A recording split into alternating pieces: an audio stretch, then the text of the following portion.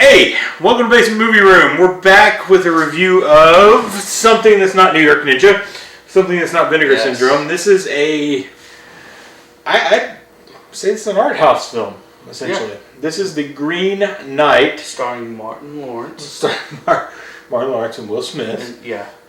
And wait, directed by Michael Bay. That was Black Knight. Crap. No. The Green Knight, directed by David Lowery. Starring Dev Patel, Alicia Vikander, Sarita Choudhury, and Sean Harris, and Ralph Ineson as the Green Knight, the titular Green Knight. So the Green Knight is a story of Gawain. I always said Gawain when I read it, but it's Gawain or Gawain or Garwin. They were saying like Gerwin. So this is the Arthurian legend story of Gawain and the Green Knight, which everybody probably read in high school. We certainly read it in high school. And it follows Dev Patel's character, Gawain, on a journey. So what happens is the movie opens up on Christmas Day. Gawain goes to celebrate Christmas with the king and queen, which is Arthur and, You assume. Yeah, you assume it's Arthur because this is an Arthurian legend. Yeah. But they're never named that. And in fact, in the credits, it says King and Queen. Like, we're looking at them. I've got it paused on the screen here. It's King and Queen. It is not Arthur and, Guinevere. It's not Arthur and Guinevere. Yeah. You don't get any Arthur and Guinevere. Gawain is the only named character in the movie, I think. I'm not sure we get any other names in the movie. Because, I'm looking at the credits, it looks like... You're right. Yeah. There's no... Helen. I guess there's Helen and Paris. I don't know who those are, but... Oh, it just disappeared, though. So, Gawain is at the Christmas celebration, and Arthur, before they celebrate Christmas, wants to have them tell some stories of their adventures. And he asks somebody to offer a story. Nobody offers it, and then all of a sudden there is a knight who comes through the doors on a horse, and it is the Green Knight carrying an olive branch. I assume that's what that's supposed to mean. He's coming in peace, and he gives Arthur a letter, which we've seen the letter earlier. Gawain's mother created this letter, so it's kind of implied that witch. Yeah, she's like a witch. It's obviously Morgana Le Fay. I think that's her name. But Gawain wasn't actually her son in the Arthurian legend. That was, I still can't remember his name, but... Mordred. That's it. Yes. Mordred. Mordred was Arthur and Morgana, their brother and sister. They had a kid together. Some stuff. Yeah, that worked. Yeah, that's an Excalibur, which is a great movie as well. So the Green Knight comes in and presents a letter, and Guinevere, or the Queen, reads the letter, and it's funny because when she reads the letter, the Green Knight's voice takes over her body to read the letter. So the letter essentially says, I want to play a game, like Jigsaw. Yes. And he says that if any of the king's knights can strike him, then there will be... It's weird because he said if they strike him, he will... 1 year from that day, Christmas the next year, they have to come to his chapel, the Green Chapel, and he will be able to strike them. The same way. If he wants to. It says there it can be just a scratch. It doesn't have to be the same way, but it can be the same way. So Gawain is the only one who volunteers, and the king lets Gawain, and the king hands Gawain his sword, which is implied to be Excalibur, although it's never said that. But the sword is exceptional because everybody's like, that kind of stuff. So Gawain faces the Green Knight. The Green Knight doesn't do anything. The Green Knight, in fact, just bends over and gives his neck. Gawain beheads the Green Knight, and then you jump to a year later, and that's where I'm going to kind of stop. Because the adventure, that part of the movie is just really the opening of the movie. Kind of Gawain's adventure is where the movie really hits its stride here. It's a beautiful movie. I'm not going to spoil it. It's a beautiful movie, and you get the distinct feeling that maybe this adventure is just kind of allegorical. I mean, that's not the right word for what's happened to Gawain, but that the adventure, because some characters that you've seen before, you see again in different roles. You also get... it's almost like a rite of passage. I mean, Yeah, maybe it's a Green test. Knight It's like a test. Yeah, green. Yeah, like sometimes means rookie. Yeah, green definitely does. But there's a lot.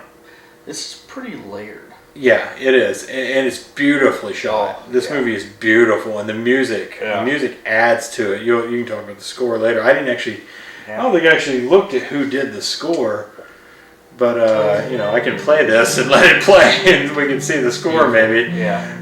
But you can hear some of the music in the background, which may get me a copyright strike on the channel, but probably not. But yeah, the score is really terrific, and it really, really helps the movie. Basically, I'm trying to see who did the score by fast forwarding a little bit through this, but a couple of moments kind of made it feel like a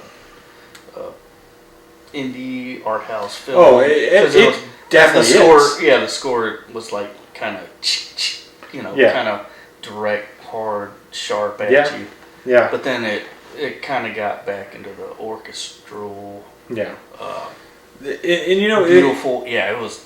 It definitely fits the movie. I mean, it's definitely the medieval type score. It's got that. There's a couple of times where it's swelling so loud you can barely even hear the dialogue. Yeah. But it didn't overtake. It didn't overtake. Like some composers like to do. I'm not going to name that right now. Yeah, don't name names. We don't name names. No. Yeah. No. Snitches get stitches, bro. So the movie's more about the journey than it is the battle that you think it's going to happen. And I'll tell you right now, if you're going to this movie expecting an action-packed knight fighting sword and sandal type epic, you're not going to get that. Don't go into this movie for that. I think by the end of it, you're thinking more about what. I don't want to give anything away. Yeah, you can't. It's hard to give. You're thinking more about the movie's message that the director is trying to convey to you, because it is. I think it's well done with. I just can't go into spoilers right now. Yeah, I know. You don't want to spoil this movie because it really is worth watching. Don't want to ruin it. Yeah, it's worth watching. But at the end, it's a think piece. The ending is certainly a think piece, because I'm just going to kind of generalize the ending. The ending, there's two endings to this movie. There's the actual ending and an ending that could be the ending. I'll tell you that. And I think the ending that could be the ending, I was really like sitting there and like I don't like this. I don't like what's happening here. I don't like this ending. If this is how it ends, I'm not going to be happy with this movie. But then it changes. And I really thought the ending worked when it changed. I think it changes. I think it works. Yeah, does it change, or is that? I don't know. I think it changes. Leave it open. I think the character's journey, it's about the journey and what he learned on the journey. All the people we met on the journey, we don't even know if he really met those people on the journey. We don't know, because clearly one of those characters was the same as another character, and like his lover back at home, with Alicia Vikander, whatever her name is, plays two characters in this movie. But was she real? Because you get a couple of questions in here. Are you a person or a spirit? Yeah. And that happens twice. What's the difference? Yeah, and what's the difference? Yeah. It's like, is there a difference if you're experiencing that, I guess is what it's asking. So what does it matter? You get Barry Keoghan's character who comes in and steals the main character's weapon, which was the Green Knight's weapon. Then all of a sudden he gets it back later.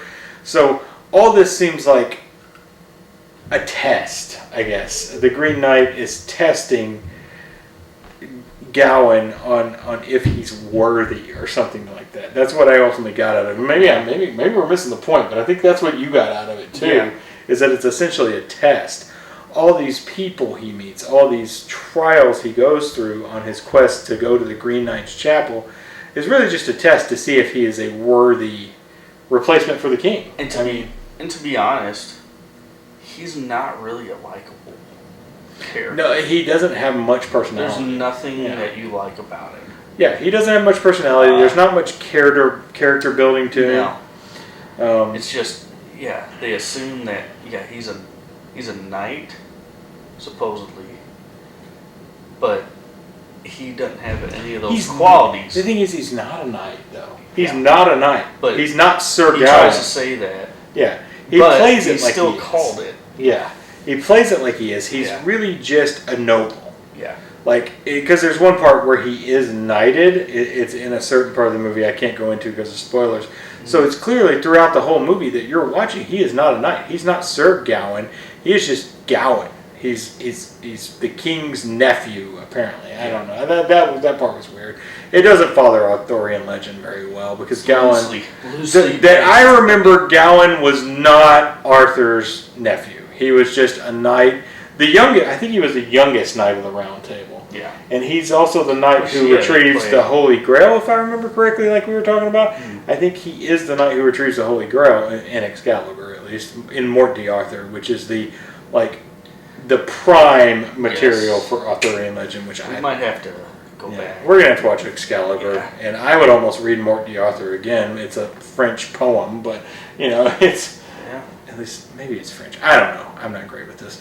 But I remember reading that in high school as well. Morte d'Arthur and Sir Gawain and the Green Knight, or Gawain and the Green Knight. Gawain, yeah. So, yeah, but the movie is beautifully shot. I didn't catch you to send the landscapes, wherever they shot it at. I thought maybe some of it Ireland or Scotland perhaps were amazing.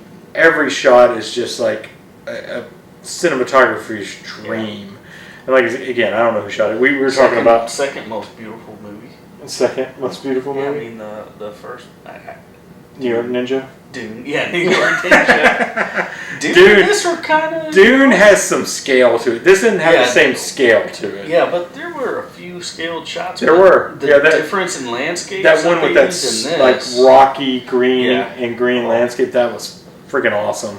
And they used so many different shots of the landscape in this. Like, I like that one shot where it's like Dev Patel's on one end of like a stone archway area, and then was that Vikander on the other end? They kind of like Dev Patel, and they flipped around to Vikander. It was just awesome shots. Like, the cinematography deserves all the praise for this, and the director David Lowery. I think David Lowery. I think a lot of people went to this movie, like we were talking about during the movie, not expecting some action or horror film, but this is not that. Don't go into looking for this. This is not like slice. And I think I might have already even said this in the review. I forgot, but it's not that. I know it's kind of played into the ground, but slow burn. Slow burn for sure. This is not a movie. That's. And I gotta admit, I worked today, so I was a little tired. So when he was talking to Green Knight, I was kind of like, little dozy there for a second, There was a lot of meat though on that bone. A lot of meat. Right there. I mean, it's really excellent. Really excellent. I highly recommend you check it out. If you know what you're going in, you got to stick with it. You do. And it's one of those movies. There's some movies that I'm not so sure about it, and then the ending comes, and I'm like, holy shit, the ending really made this movie. And I think this movie, the ending truly makes this movie for me. If the ending for the last 20, 30 minutes didn't work for this movie would not be good. I'll be honest, if they didn't do that jump to a different, change the ending, the rating on this movie would have been lower for me. Yeah. But that change right at the end, kind of like the twist, that's where this movie worked for me. Or was it? Was the Green Knight King Arthur? Was the Green Knight the Green Knight? Was Green Knight Joe Edgerton? Was the Green Knight Gawain? Was the Green Knight Joe Edgerton? I don't know. Was the Green Knight God? Gawain? Was it Jesus? A lot of Jesus references. There is a lot of Christianity. Right. Christianity. Arthur was obviously Christian, so it makes sense. And like I said, I think Gawain is the knight that finds the Holy Grail for Arthur. But in any case, I think we've gotten through quite a bit of this. I don't know if you have anything else to add. No, that without spoilers, I can't. It's hard. Yeah. There's so much. Got a little bored with it. It does. But you stay with it. You stay with the movie because there's from, voyage to voyage, I guess you would call it, or chapter to chapter. It's got its nice little pieces, but then just hang in till the end. Yeah, and that's another thing. all This I can movie say. has like chapters in it. It's got title cards in it, like in the old like English. Saint Winifred and that kind of stuff. So that's pretty cool. It kind of gives you an idea of what's going on. But yeah, I mean, I give it the pip pip cheerio, to be British. But yeah, I mean, rating wise, we can go ahead and I think we can go ahead and rate it. I mean, we talked about the score, we talked about everything. Everything's terrific in this movie. So I'll let you go first. Yeah, I gotta give it a solid 4. So yeah, just because if the ending didn't work for me so well, the movie would have been a lot lower. Yeah, no, I agree with that. But 4 because the last 30, 45 minutes or 20 minutes. Yeah, So, yeah. Not So even 45 minutes. yeah, so I'm at 4.5 on this, and to be honest, for like 15 minutes at the ending where they were going through a certain scenario, I was like, this is about to drop a whole lot if this is what the ending is on this movie. I do not like what's going on. But then it turned it around, and I'm like, yep, that's much better. That is the way it should be. I understand what was going on, and it goes to the 4.5. So you're at a 4, I'm at 4.5. Yeah. I for a good bit of this movie, I thought I might rate it a 5, but then it kind of like dips down a little bit for a while, where I'm like, it's a little probably could have cut. It got a little weird. Probably could have cut a little bit of it A out. little weird at points. Very weird. Kinda. There's the Giants. The Giants, I don't understand. I don't. Maybe I missed something why those were in there, but that was weird. That was a weird part. I do like the fox. There's a CG fox in this. We didn't mention this. There's a fox, and it looks ridiculously good. Sweet It's not perfect. rabbit. It's not perfect, but my goodness, CG fox is pretty great, and it talks at one point, which until is awesome. until that Until that point, it looked really good. Yeah, it looked really good. Yeah. But when it started talking, When it talks, it does go down a little bit. Well. But, all right, so 4.5.